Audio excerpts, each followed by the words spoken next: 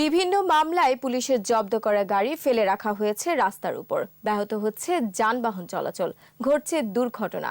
City corporation বলছে সড়ক থেকে গাড়ি সরাতে ব্যবস্থা নেওয়া হবে। মাহমুদ হাসানের রিপোর্টে বিস্তারিত। গুলশান থানার উল্টো দিকে বিচারপতি শাহাবুদ্দিন আহমেদ পার্কের সামনে 89 নম্বর সড়কের দৃশ্য এটি। দুপাশে ফেলে রাখা হয়েছে সড়ক দুর্ঘটনা সহ বিভিন্ন মামলায় আটক গাড়িগুলো। দুপাশে এভাবে গাড়ি ফেলে রাখায় সড়কের এক পাশ দিয়ে কোনো যানবাহন প্রবেশ করলে অন্য পাশেরটি দাঁড়িয়ে থাকতে হয়, বেঁধে যায় যানজট।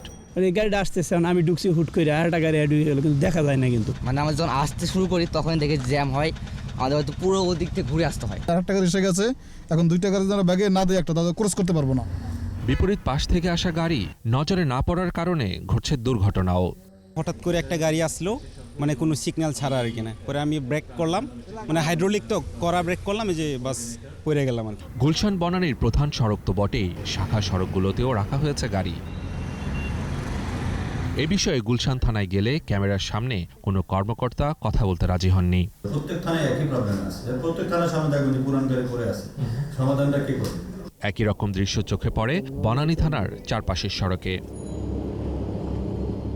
ব্যবস্থা নেয়ার কথা জানিয়েছে উত্তর সিটি কর্পোরেশন। জনদুর্ভোগ না বাড়ে সেই লক্ষ্যে আমরা তাদের দৃষ্টি আকর্ষণ করেছি, তাদেরকে লিখিতভাবে মৌখিকভাবে জানিয়েছি।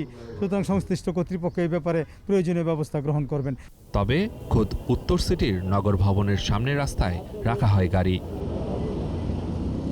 মাহমুদ হাসান, একুশে টেলিভিশন, ঢাকা।